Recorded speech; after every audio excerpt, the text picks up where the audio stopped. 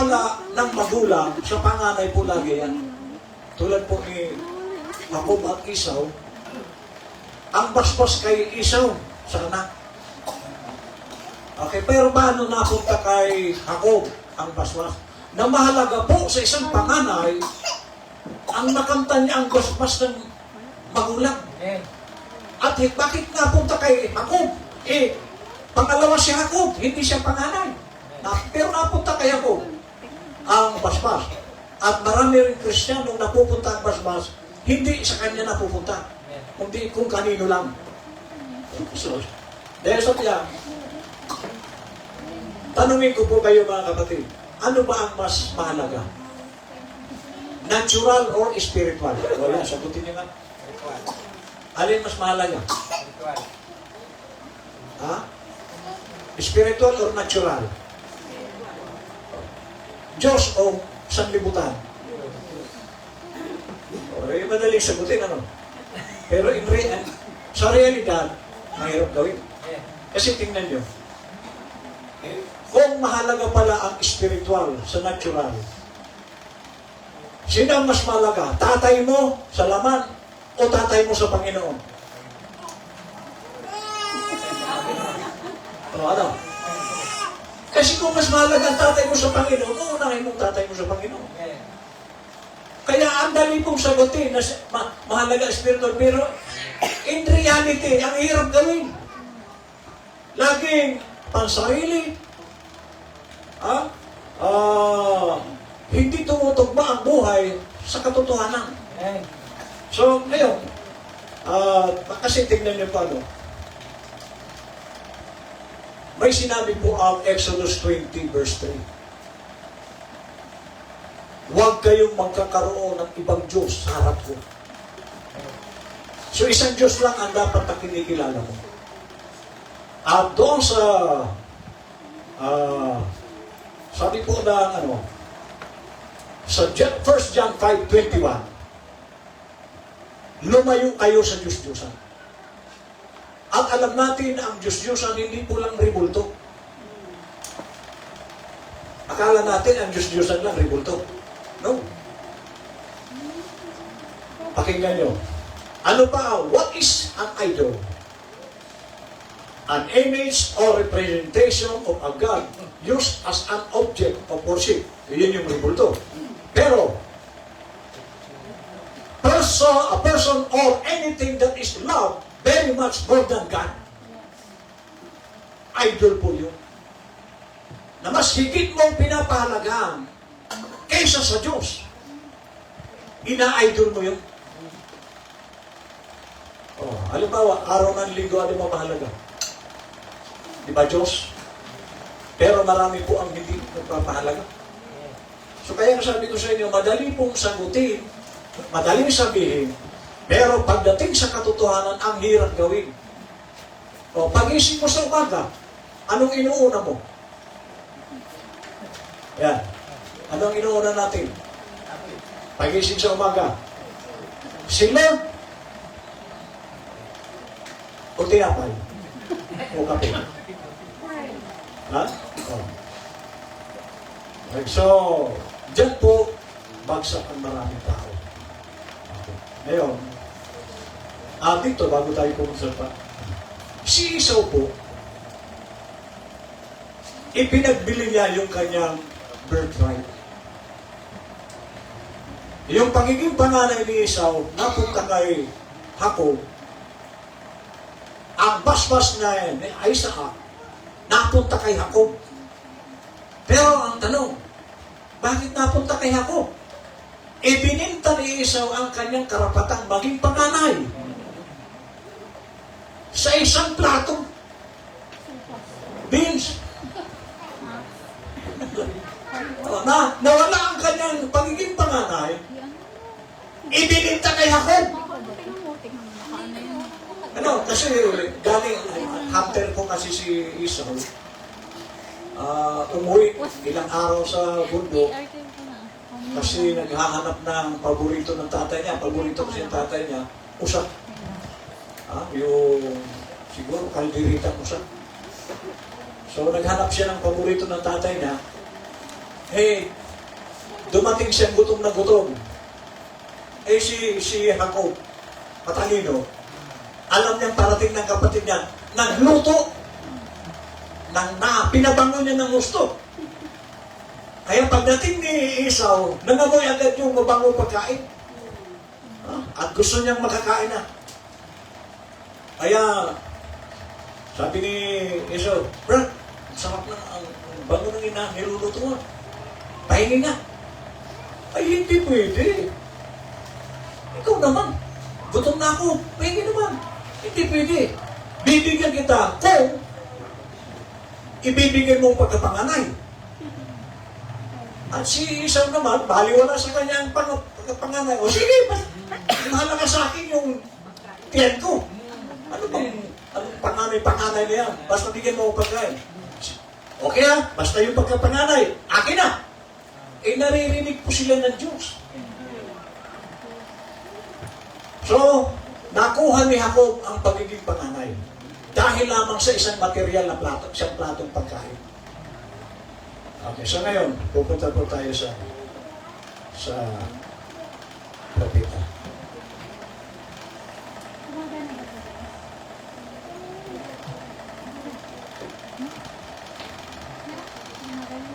Okay, so, gusto ko po, dahil tulad na sinabi ko sa inyo, ito pong lugar na ito, dapat seryoso tayo. Kasi kung may mag-aalay dito, mga kapatid, tinitingnan ko muna kung karapat dapat siya mag-alay dito. Pag hindi po karapat dapat, talagang hindi ko siya patatayo dito. Amen. Bakit? Banal na lugar po ito. Amen? Meron pong gusto mag-alay. Sabi ko nga, kanina, iayos mo muna sarili mo. Bago ka mag-alay dito. Amen? So,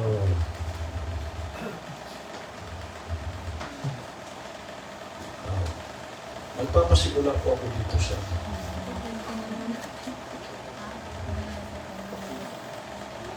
ang pasimula po ng prophet ay kinuha niya doon sa Eden. Ano po doon sa Eden? Dalawa po ang anak ni Adan at Eva. Tulad ni Jacob at ni Esau. Dalawa rin. Kambal si Esau at si Jacob, pero panganay si Esau. Sa Eden, kambal din sila. At ang panganay po si Cain. Okay. So, ang may hawak dapat ng birthright si Cain. Pero bakit nawala din sa kanya? Okay. Sabi po rito, now let's go back to the beginning, way back. Go back in the Garden of Eden, even we could go before that. But let's take the first two boys that was born on this earth. Yeah. Cain first. Really. He was supposed to have the birthright. Si Cain. Hawak niya. At anong klaseng tao si Cain? Mamaya.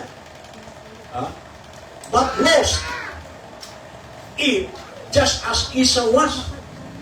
So nawala ang pagiging panganay ni Cain katulad ni Esau. Just as the first church of the mother church, as you want to call it, all the way through, lost the birthright. So yung pong mga nauna sa ating mga churches, nawala na po, bagaman silang una o panganay, nawala na rin sa kanila ang birthright na kung saan meron tayo ngayon. Tayo pong pinakabunso. Pero bakit nasa Kristiyano ngayon ang birthright? Sabi po ng prophet, just as the first church of the mother church, katulad po ng Katoliko. Sa Roma po, Katoliko po, naging Katoliko na sila. Pero, may mga tunay na believers sa Rome. Pero nawala na rin sa kanilang birthright. Sabi niya, all the way through, lost. the birthright. So yung mga nakaraang mga churches, nawala na sa kanila ang birthright. Sabi po ni Brother Man sa I Will Restore, I was going to do it in the church. That's right. But I wouldn't sell my birthright for all the attraction this world job. So, ang propeta po natin, hindi niya daw kailanman ibibinta tulad ni Esau ang kanyang birthright. So, mahalaga sa ating propeta ang salitang birthright. I believe in the restoration of the gifts. I believe in the baptism of the Holy Ghost. So, dalawa ito.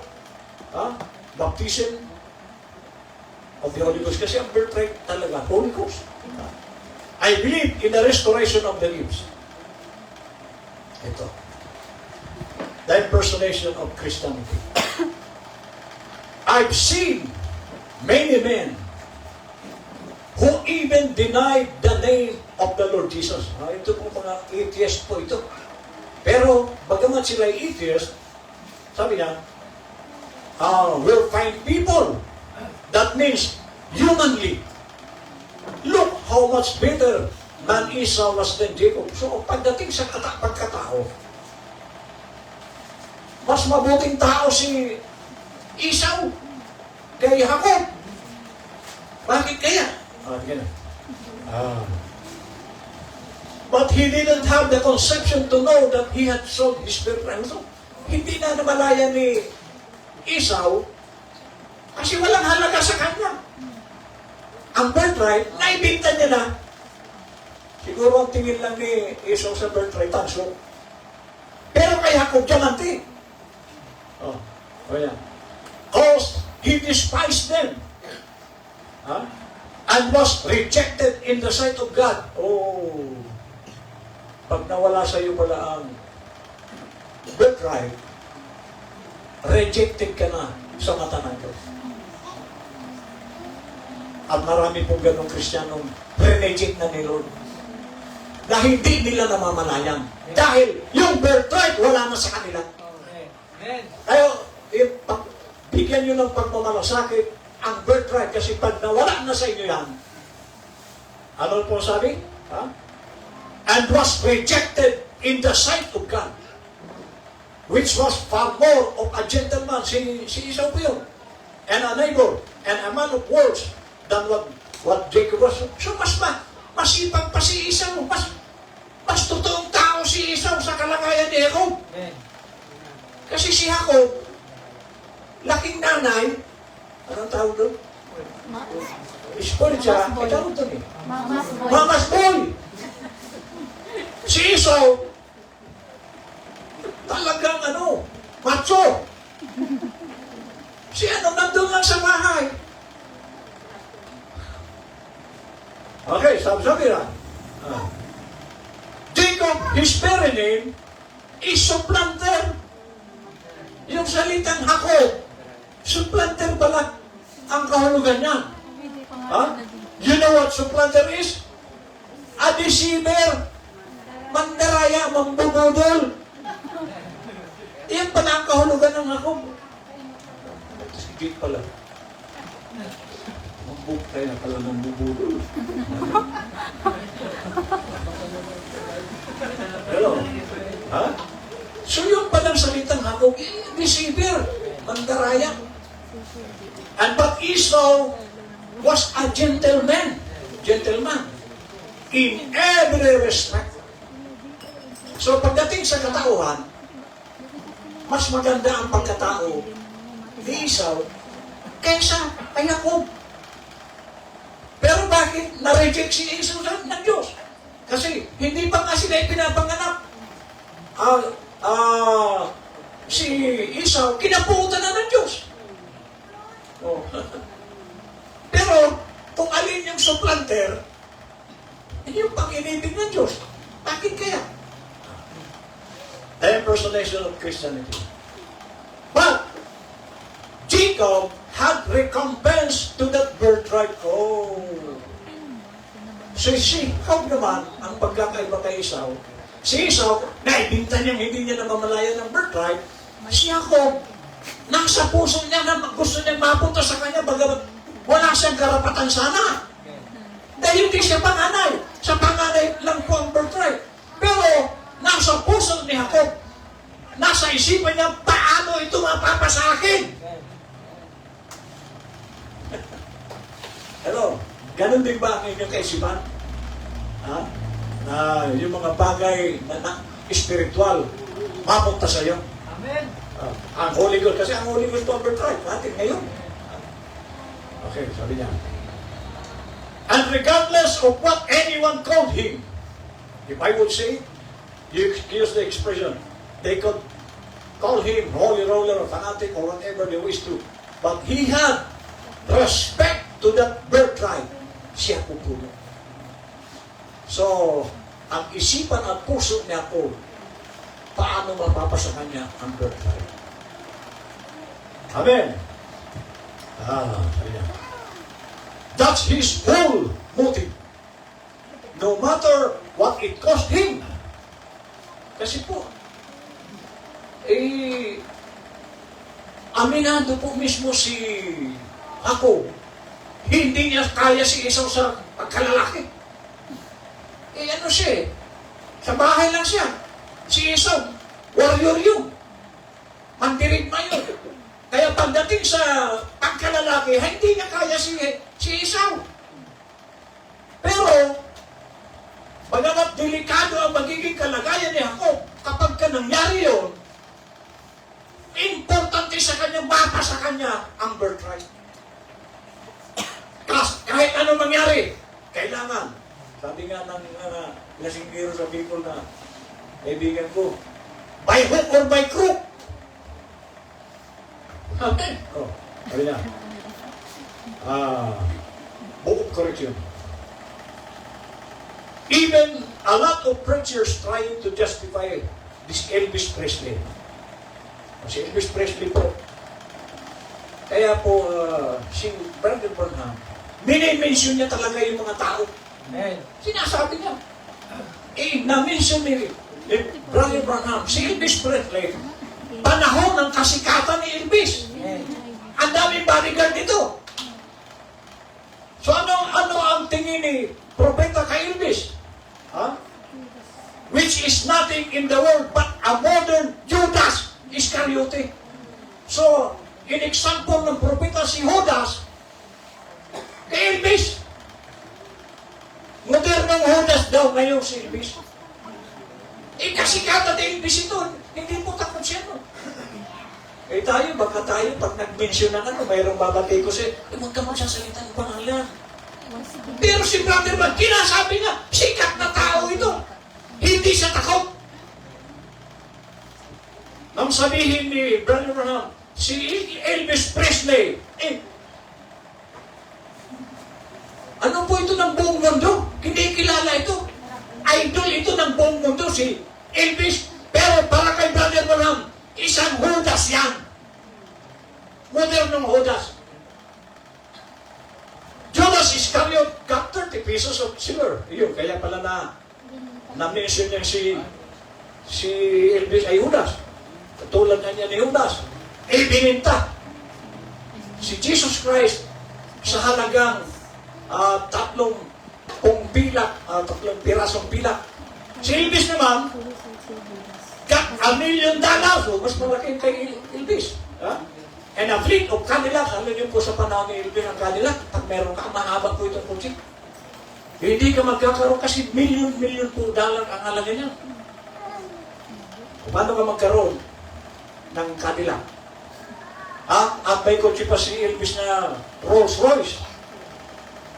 Pinakamahal na kutsi sa Amerika. Wala lang kay Elvis yan. Sabi niya, but he sold out. So, si Elvis po, isang believer. Pentecostal po ito. He was a Pentecostal believer and sold out his birthright to become a rock and roll. Ayun. Ang pagkabinta naman ni Elvis Judas na sa halip na maglingkod sa Diyos, sa rock and roll, ibinigay ang buhay. So, ibig sabihin, kapag ang isang Kristiyano, ibinibigay niya ang buhay niya sa ibang bagay, Judas! Hindi po ako masabi. Si Elvis sana isang malaking impluensya para makapag-akay ng mga tao dalhin sa Panginoon. Pero ay Satanas niya dinadala. Bakit? Eh, siyempre nga naman. Ganun-ganun. Ay mga chicks. Hello? Judas! Ano yan? He was a Pentecostal believer and sold out his birthrights to become a rock and roll and is inspired of the devil. Kapag pala nandiyan ka na sa mundo, kapag ang ginagawa mo pang mundo, you are inspired by Tanasio. And I don't pull any punches on him. No, sir. And a modern Judas Iscariot. Si Elvis.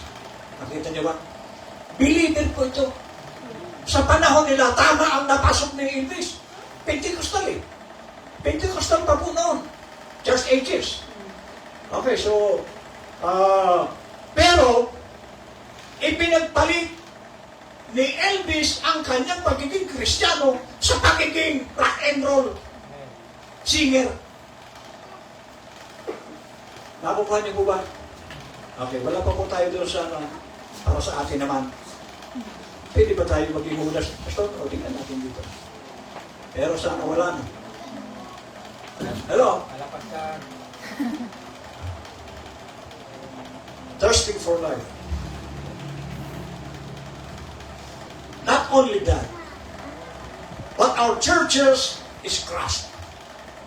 Little old pulpit, CC5 preachers, that's doon po sa bulan, so meron po doon, hinahangaan ko pa naman pastor yun. Laging naiano yung anak ng preach. Bading. Sabi rito, ano? Ha? Not only that, but our churches is crushed. Little old pulpit, CC5 preachers. Ano yung CC5? Bading. That stands up in a pulpit ito. I am criticizing no certain ones. But they stand up. And it's a meal ticket. It's an offering. Or it's a popular name to get on television or on the air. I wouldn't sell my birthright to Jesus Christ for all the television. Kasi, alam niyo sa television, maganda sana ang program mo dyan. Walang halo. Pero pag nandiyan ka na sa wala kang magagawa, hindi ka umayari ng TV. Maglalagay sila ng mga advertisement. Si Brother Branham, kahit may umalok sa kanya, hindi niya gagawin yun. Bakit? Nasisisingitan ng telebisyon na mga advertisement na pangmundo. At hindi ito kaya ng propeta. Sabi niya, I wouldn't sell my birthright to Jesus Christ for all the television popularity there is in the world. Kaya nga, kung tutusin mga kapatid, wala pa pong nagawa ng propeta natin. Pero mas sikat sa kanya yung mga tulad ni Billy Graham. Mas sumikat sa kanila. Bakit nakatelevision sila? Pero ang propeta natin, hindi niya ito tinanggap ng television. Hindi ko niya ibibinta ang aking birthright yan. Life means more than these nasty ungodly things. I'd rather have favor with Christ than to be the president of pati ano. Bakit? Politics is of the devil, sabi ng propeta. Kahit ang pagiging panuno ng Amerika, hindi ko yan tatanggapin. Pero tingnan nyo, may mga pastor, congressman. Ito. Meron nga dyan, si congressman Atras. Ha? Congressman Atras. Kilala niya yun? Pastor Atras. Kilala niya? Amen. Bakit nila pinasok yan? Sa diablo daw yung politiko. O tingnan nyo, ang tanong, mali ba ang propeta? Nasa diablo yung politiko? O tingnan nyo ngayon ang mga kongreso natin. Ano na? Ubus na ang pera. Kabubulusan. Kasi sa diablo po yan, sabi ng prophet. Kaya sabi niya, I'd rather have favor with Christ than to be the president of the world. What a condition the world got into. O ano na? O lalo po ngayon, ano na ang kondisyon, kalagayan ng buong daigdig pagdating sa politika. Question and answer. Now, what is a birthright? Ang tanong. It's the right. That's what I'm trying to tell you now. This Holy Spirit is your birthright. Amen. Amen. Ano, nandiyan ba sa iyo? O ipinagpapalit mo ang Holy Spirit sa ibang bagay? Nandiyan ba sa iyo modo? Kasi, tingnan niyo po ang may Holy Ghost. Pakibukas nga dyan ng John 16:13. Tingnan niyo po ang may Holy Ghost. John 16:13. Tingnan niyo. Pag nandiyan sa iyong Holy Ghost, ito ang mangyayari. 13.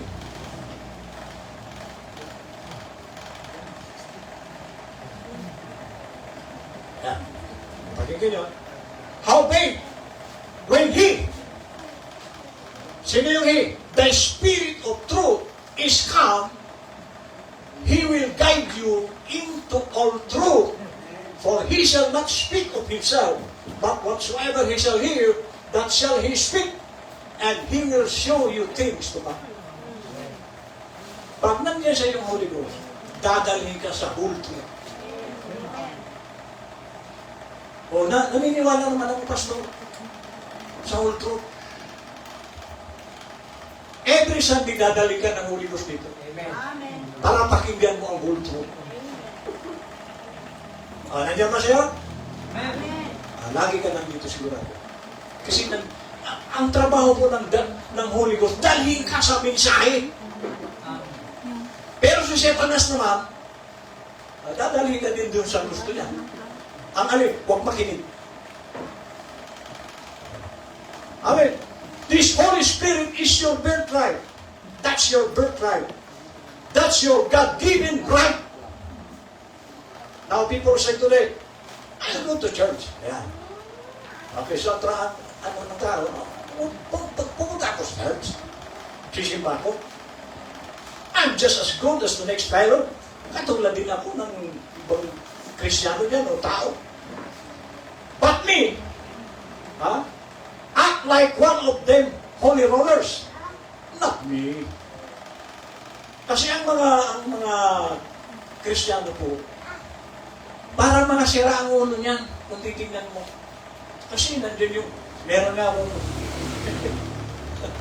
sa luneta, gumanyan siya sa taas.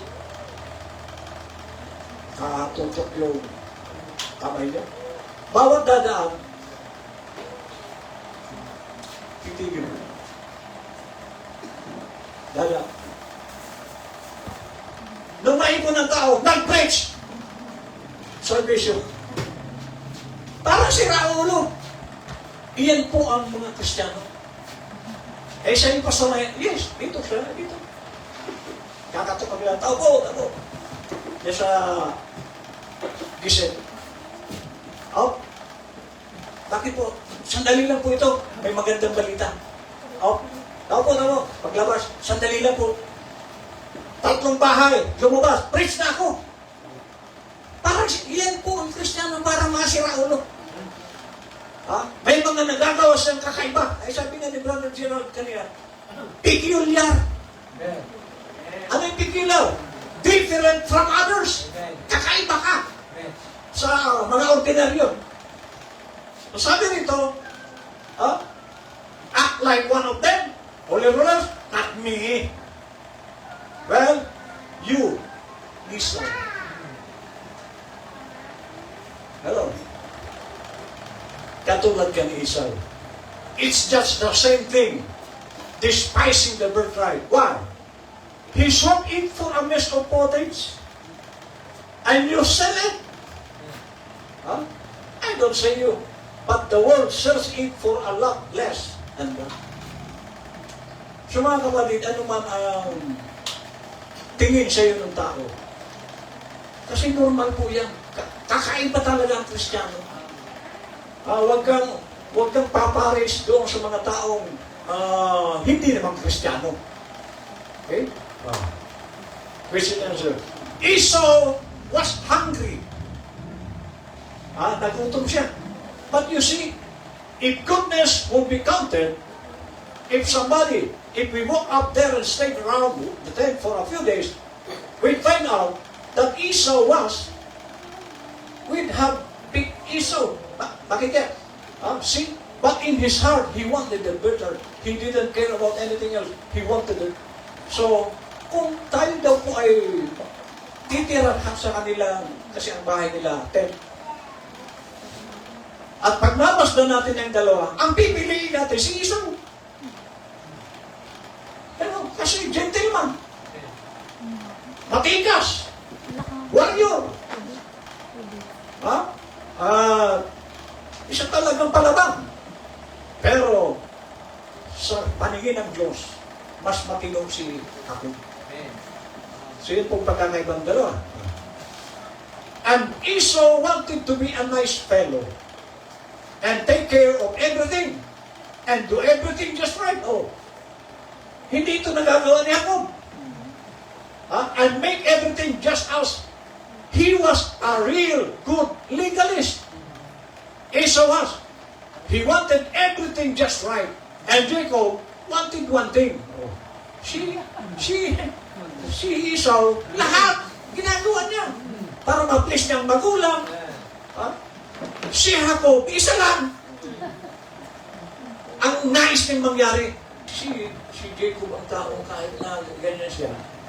Nung makita niya, maramdaman niya na yung nagkataong tao sa harap niya ay ang Diyos. Nakipag-wrestling. Pero ang Diyos ka-wrestling. Siyempre, nasa tao rin si Lord noon. Ka-wrestlingin niya siya ako. Malakas siya ako. Sabi nung ka-wrestlingan niya, kaya ako, bitawan mo ako. Maliwanag ka. Hindi ka tuloy bitawan. Sabi niya ako, tingnan niya siya ako ba?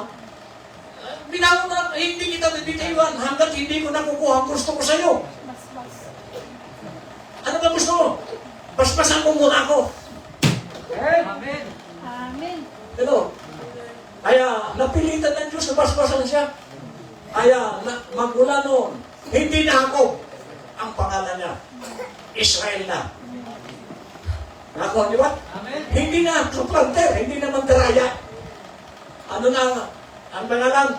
Israel. Okay. Nasabi niya. Now, if you notice, Jacob had one thing that he wanted.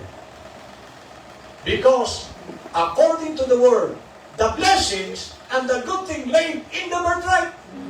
So, nasa birthright pala ang blessing. Amen. According to the word, the blessings and the good thing laid in the birthright. Nakasalalay sa birthright ang pagpapala. Amen. Amen. Hello? Nandiyan na sa iyo? Amen. Ang birthright. Ay pagpapala. And Jacob, that was his only objective. Yun lang. Ano ni Jacob sa puso niya, kailangan ko makuha ito. Dahil lang dito pala ang blessing. Kaya pala, grabing, sabi sa mga kantuloy, kanto-kanto, atat-natat si Jacob sa birthright. Dahil alam ni Jacob, mayroong blessing. Amen. Sa good thing, sabi nito, and the good thing laid in the birthright. Okay. That was his only objective. The only thing he had in mind was get that birthright. So yun lang nga nasa isipan ni Ako, so ang Kristiyano, dapat ganun ang laging isipan. Kailangan mapasa akin ito. Birthright Amen. ito. Amen. And Esau despised it. Walang halaga. Kay Esau, yung pinakamahalaga, yun ang walang halaga. At marami rin Kristiyano, yung pinakamahalaga, walang halaga. Amen. Amen. Amen. Pero si Jacob, iba. Amen. Ha? Siguro sabi ni Jacob, may araw, kuya, malingan ka mapupunta sa akin yung nasa sa'yo. Ha? The one that actually had it, despised it. Yung kung sino yung meron, bakit wala? Ha? Or he was the one that one actually had it, despised it. Or he was ashamed of it.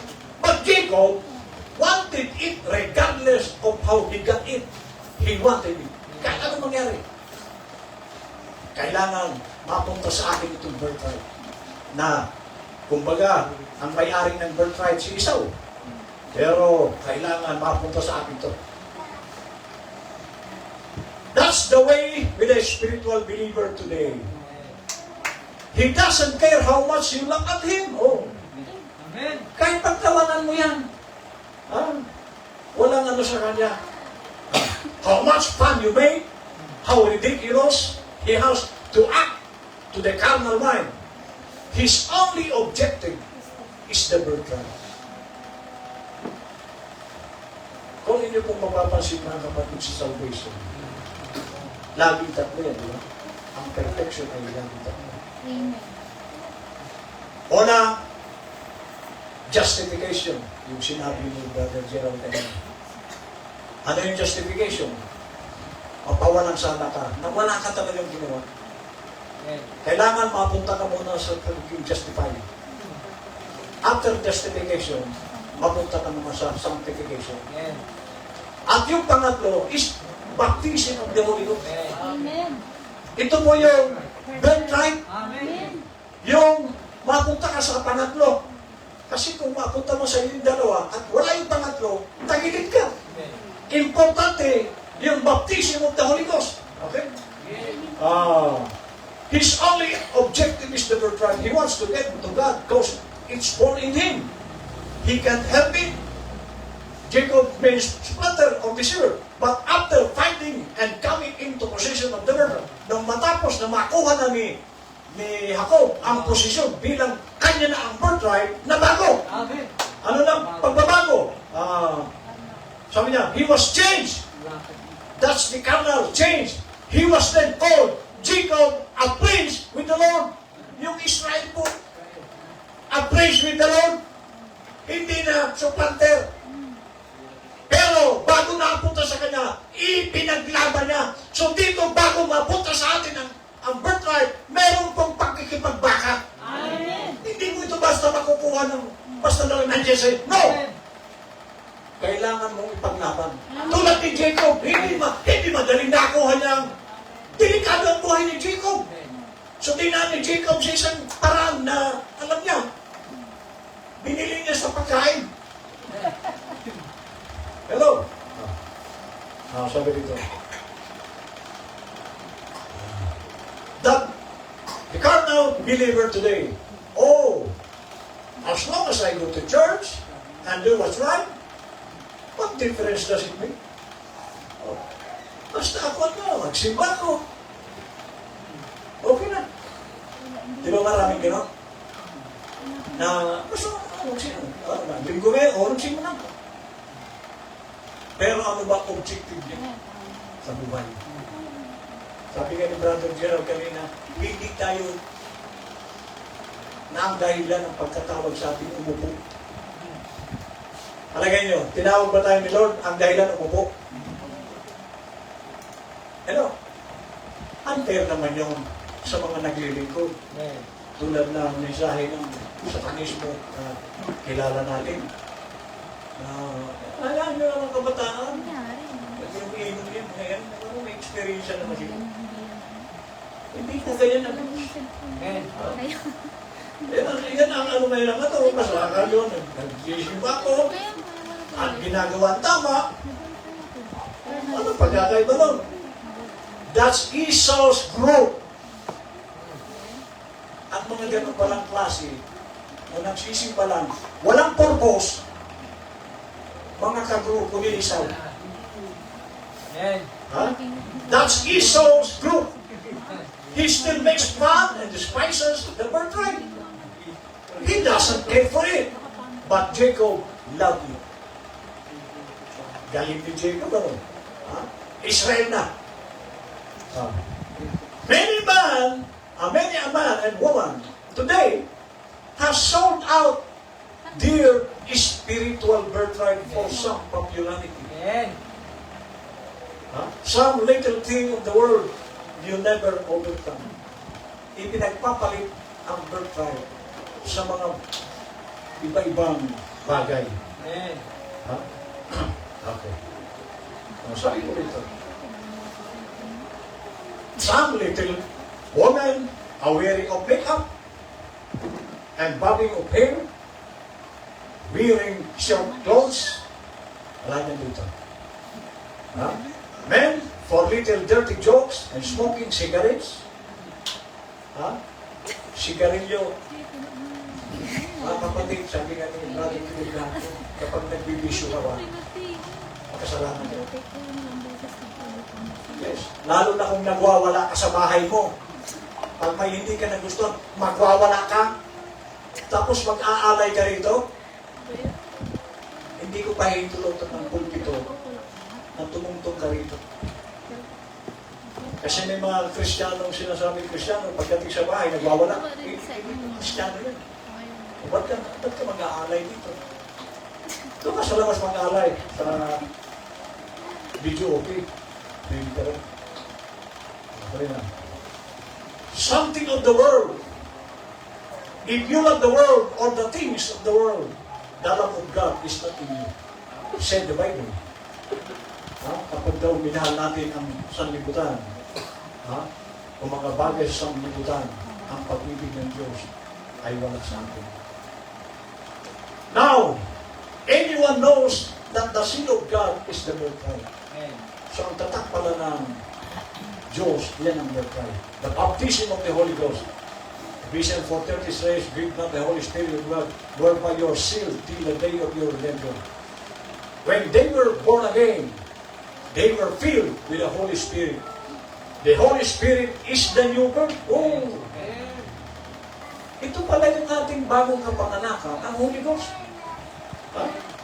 We know that you are begotten of the Spirit. I'll admit that.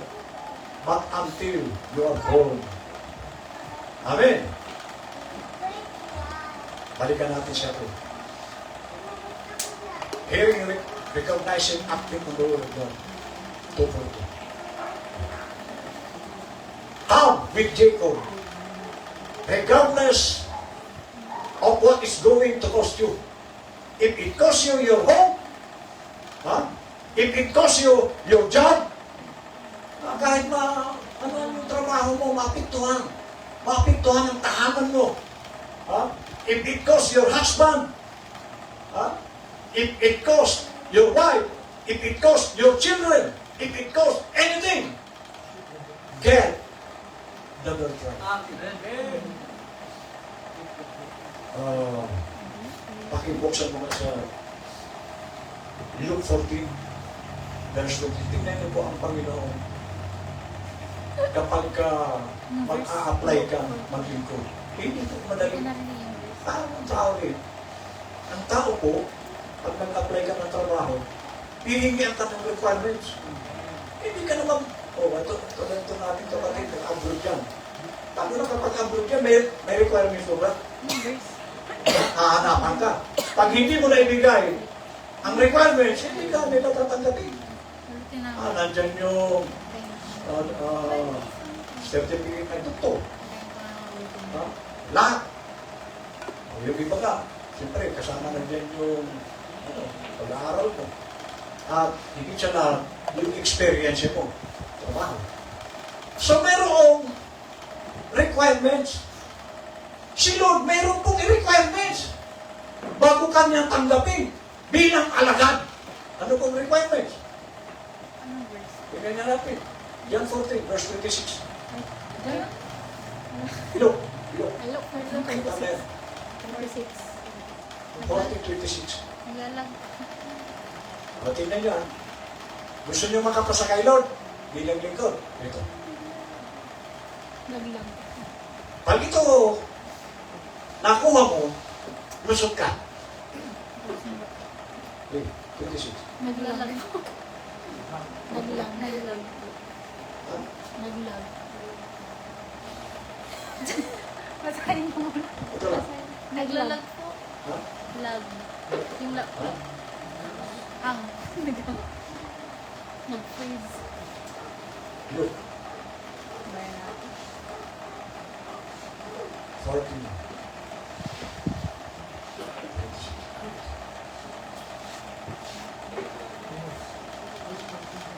Wala naman Okay. talaga. Sabi ko ng context. Ano ko pa din? Patayin mo If naman. any man come to me, and hate not his father, and mother, and wife, and children, and brethren, and sister, yea, and his own life also, he cannot be my disciple. Hindi niya kayo pwedeng maging alagad ko. At ang sinabi niyang salita, hate. Mabigat po ito. Ibig sabihin, ang prioridad ng isang lingkod ng Panginoon, si Jesus Christ. Amen. Hindi ang tatay mo, hindi ang nanay mo, hindi ang asawa mo, hindi ang mga anak mo. Ang number one sa iyo, Amen. si Lord Jesus Christ. Amen. Kaya kahit hinahadlang ka ng asawa mo, hinahadlang ka ng mga anak mo, hindi mo yung pakikinggan. Amen. Ang mahalaga sa iyo lagi, yung paglilingkod mo kay Lord. Amen. Oh, hindi na niya pwede. Oh. Pangalawa, 27, and whosoever doth not bear his cross. Yung hindi magpapasal ng cross. Pasal gagawin natin, bago tayo cross. Pasanin din na. Pasanin, hindi yung cross ng ganyan. Responsibilidad. May responsibilidad po ang Kristiyano, hindi upo. Okay, naupo tayo paglinggo, pero paglabas natin, gawin din natin yung responsibilidad natin. Lalo na kayong mga dikon. Dito sa harap ng pulpito, sa harap ng mga kapatiran, tinanggap nyo ang trabaho ng dikon. Pag pinabayaan nyo yan, mananagot kayo sa Diyos. Hello, musician, pag pinabayaan nyo yan, mananagot kayo sa Diyos niya. Dahil hinarap ko kayo sa mga tao. Tinatanggap niyo ba itong posible? Yes, pastor. Pagkatapos binababayaan mo, makanagutan mo sa Diyos niya. At hindi po madali ang pagpasok bilang alagad. Amen. May pasanin cross, responsibilidad. Ano ba sabi rito? For which of you intending to build tower city not down first and counted the cost, whether he have sufficient to finish it? Lest after he had laid a foundation and is not able to finish it all that behold, it begin to makib. O sino ang yan magtatayo ng kumbaga building na hindi niya muna kakalkuluhin ang magagastos. Baka naumpisahan niya yung pagtatayo, hindi naman natapos, magtatawanan siya. So ano ibig sabihin? Ang isang Kristiyano, ang lingkod ng Panginoon, hindi po atras abante. Amen. Tuloy-tuloy. Amen. Tapusin mo. Amen. Pag hindi mo tinatapos ang hindi ka pwede rin sa makapasok doon. Amen. Sabi nga ni Paul, tayo yung nasa karera. Amen. Paano ka mananalo? Kung tumitigil sa takbo. Amen. Ang makakarating na yung kahit mabagal, basta tuloy-tuloy ang takbo. Amen. Ipahinto-hinto ka. Hindi ko makarating. Tatalunin ka ng pagod. Natuloy-tuloy ang Amen. takbo. Kasi maraming pahinto-hinto. Hindi mo yan papasok doon. Ang papasok lang yun ang papatuloy. Amen. At anong klaseng pagpapatuloy? Yung totoo Amen. na paglilingkod. Amen. Pahinto-hinto ka, maiwan ka. Wala. Ikaw, pastor, mga kapatid, nasa pintuan ako ng finish line. Amen. Ikaw, nasa Mindanao pa, pastor. Kaya finish line na kupan. Kailangan tumatakbo tayo, nagpapatuloy. Ano ba? Saying this man began to build and was not able to finish. Or what king going to make war against another king, sitting not down first and consulted whether he be able with 10,000 to meet him that cometh against him with 20,000? Huh? Or else, while the other is yet under way of, he sent an ambassage and desired condition for peace. So, kumbaga naman sa ano, kung ikaw ay isang hari, ang tauhan 10,000 lang, yung parating na kalaban, 20,000, delikado ka. 20,000 yun, ikaw 10,000 lang. Eh, mga armado pa. Ha? So, anong gagawin nyo? Ang gagawin ng isang ano, malayo pa ang kalaban, magpapadala na siya ng ambassador niya. Makipagkasundo na lang dahil delikado. So, ano ibig sabihin?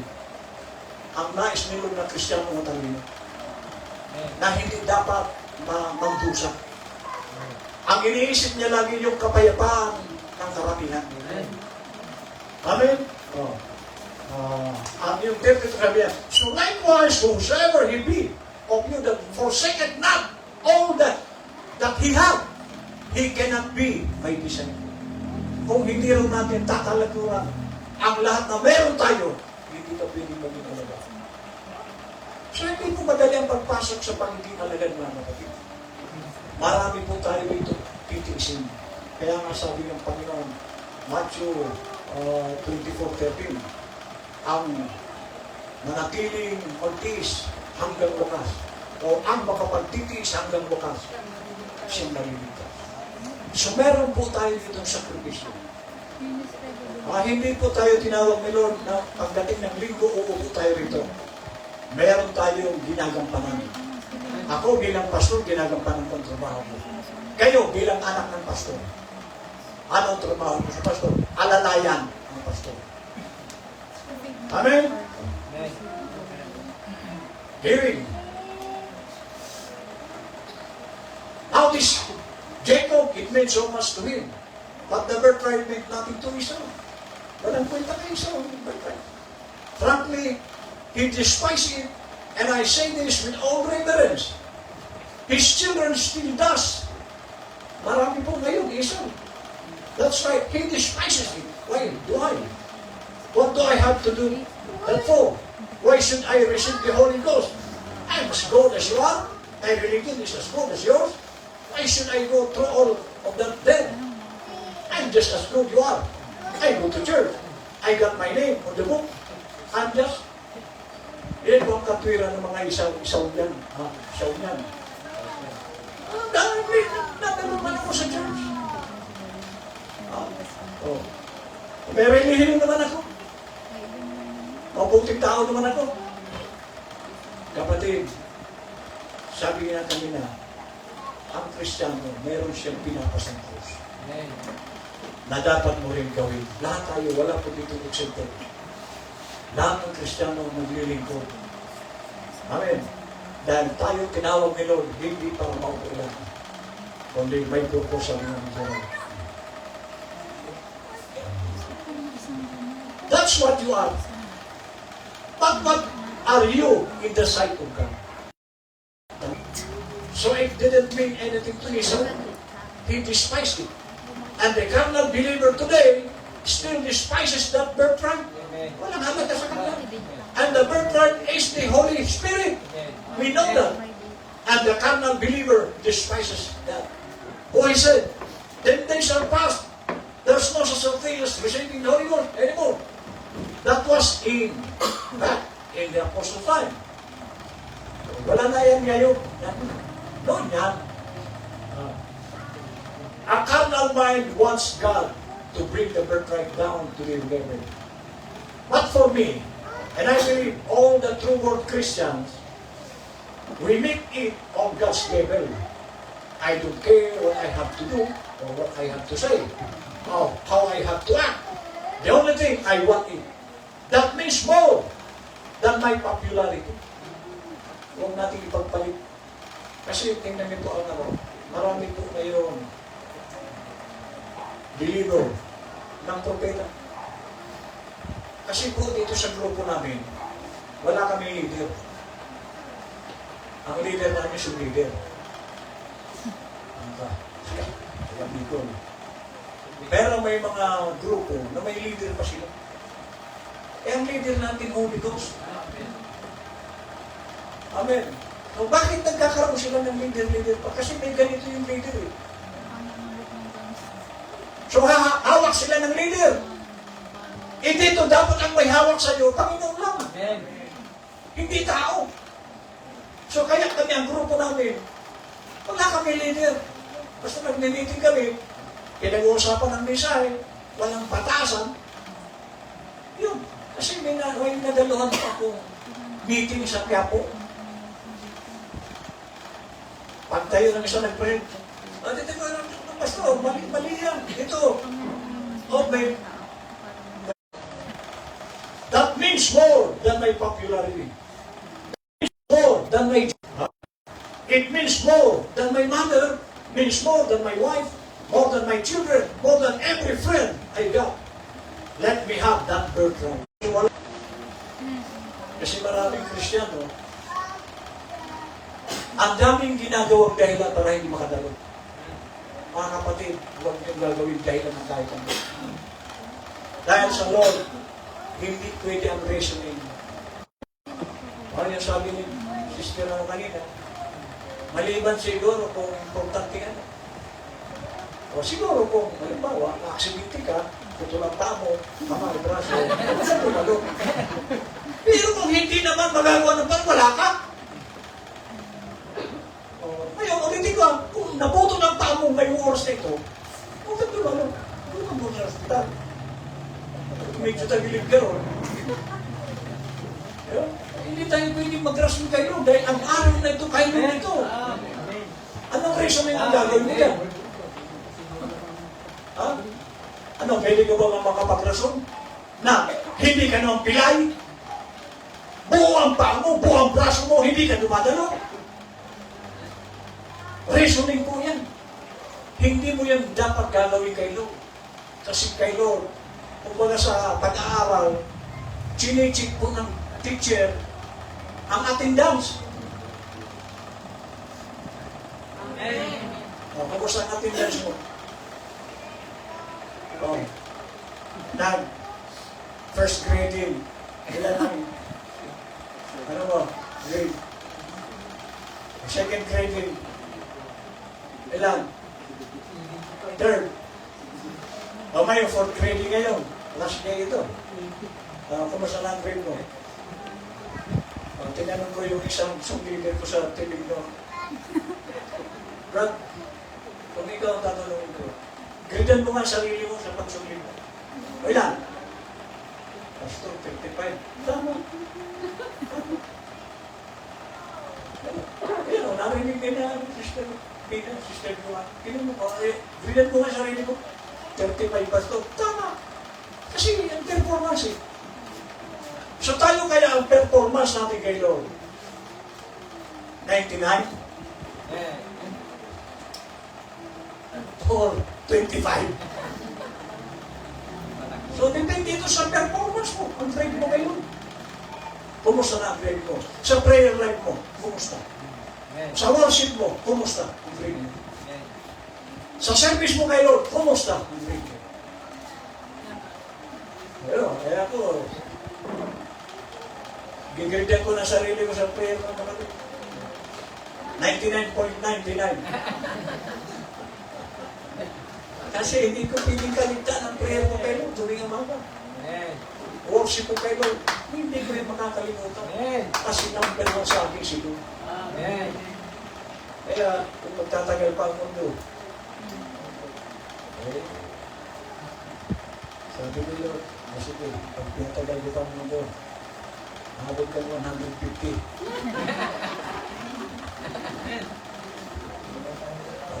Ha? Alam ba? Hindi po. Sinabi po yan, nagawin ko yung sign natin sa Psalm 91 na sabi ng Panginoon sa awal ni David,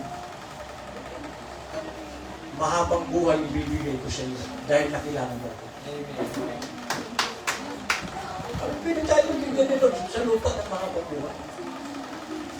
Hanggat hindi pa tapos ang anong ko kay Lord.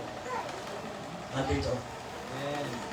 Eh, kung sabi ni Lord, kung tapos na ang ano, is Lord, ang pinasaya ko noon. Makikita ko na si Brother Burnham habang kayo nandito. Habang kayo nakabutin yung explicit.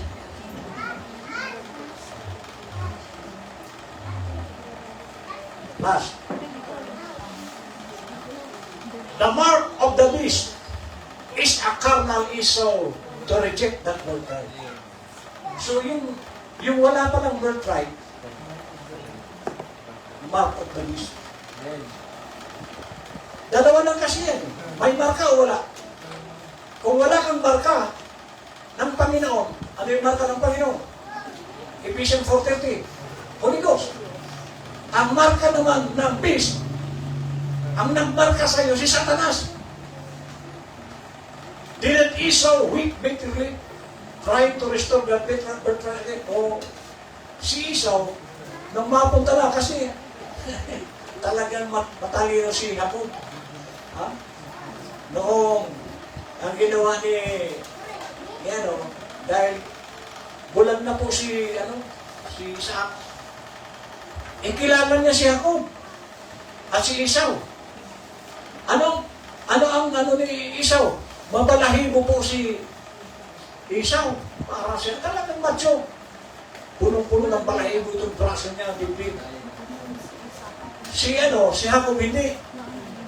Ngayon, paano mapapaniwala ni Jacob na siya si Esau? Eh, wala naman siyang balahibo. Ang ginawa ng nanay ni Jacob, si Rebecca, kailangan mo paspasan ka na. Pero, paano ka maano? Sabi ni Jacob, paano ako maano ni tatay na si Esau, mabalahibo ang ulam. Madali ka niya. Nagkatay si Rebecca ng kambing. Isinuot kay, yung balat. Yung balahibo. Kaya pag, ikaw nga ba, kasi magbabasbas na si Isaac sa panganay. Ikaw nga ba si Esau? Ako po, ano ako? Hindi po. Mabalahibo. So hanggang sa huling sandali, pandaraya. Pero bagamat pandaraya, ang mahalaga kay Jacob, nakuha niya. By hook or by crook. Nakuha niyo ba? So makikita niyo, bagamat pandaraya ang pamamarami ako. Kasi meron siyang desire na mapunta sa kanya ang birthright. So dito mga kapatid, yun ang pangnasaan ng isang Kristiyano, mapunta sa kanya ito, ang Holy Ghost. Amen. Kasi nandito pala ang blessing. Nandito pala ang kalusugan, lahat ng bagay na nasa Holy Ghost. Sabi niya, didn't Esau weep bitterly, trying to restore the birthright again? Oh! Nagsisi si Esau, wala na. Asong pala, napunta na kay Jacob. Oh, nagsisi na siya, guys na, kasi nabasbasan na si ako. Umiiyak na ngayon si Esau. Bakit binasbasan mo si Jacob? Di ba ako dapat? Anak, hindi ko alam na yan. Ang akala ko ikaw yung si Esau yun. Oh, wala na ba niya pangalawang baswa? Ang gapula. Iyan po ang masakya kapag hindi mo natanggap yan at wala na palang pagkakataon magkaroon mo.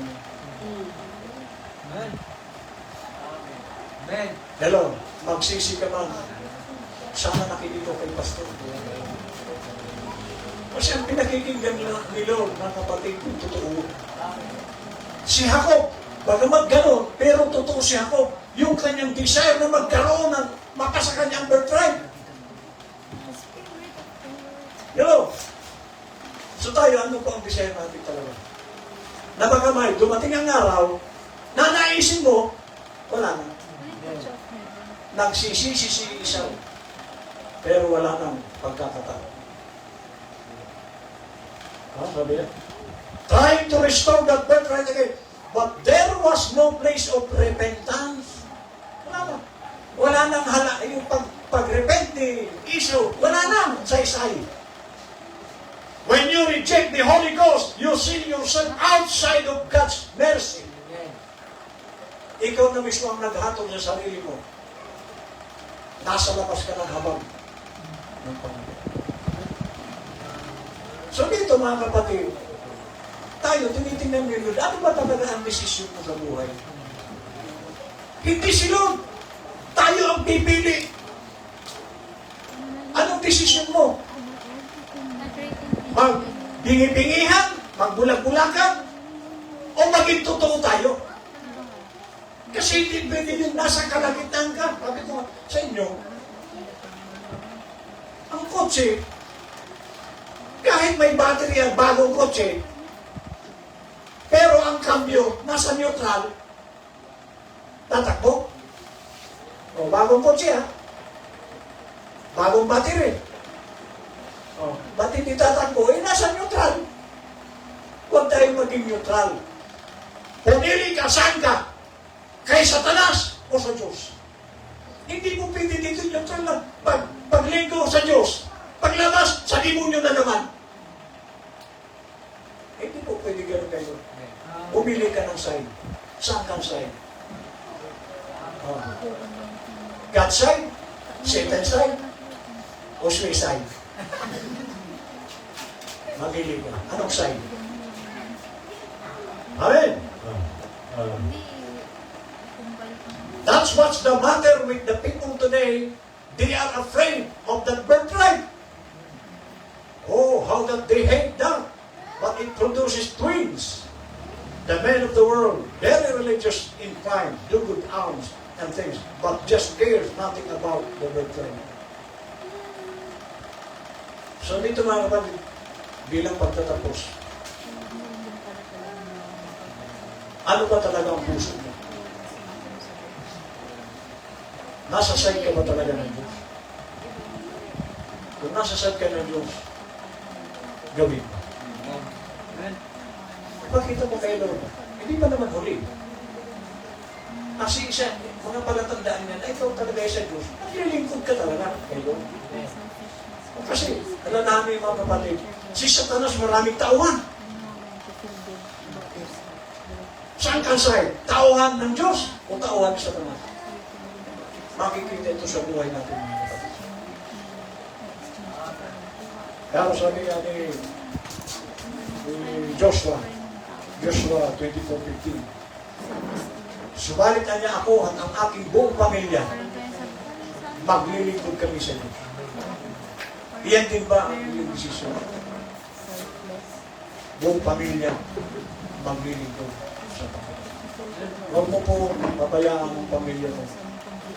Tulad ang sabi ko nga ng Friday, ligtas ka, ang pamilya mo nasa impyerno. Ang mahal mo sa buhay, nasa impyerno. Yung nanay mo, nasa impyerno.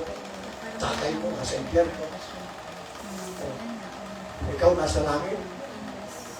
Bakit na hindi sila napunta kasi pinagdamot mo sa pamilya mo ang kaligtasan? Alay, sundalin natin sila sa Panginoon. Maging katuwang din sila ni Lord sa paghahanap. Amen! Amen. Wala kayo kinig. Amen. Ang gusto niyo lang palakpakan yung blessing. Ang blessing ang narin. Pagtutuwid. Mahalaga po yung pagtutuwid mo. Yung pagtutuwid ka sa langit. Hindi po ito pagbalito. Pagtutuwid.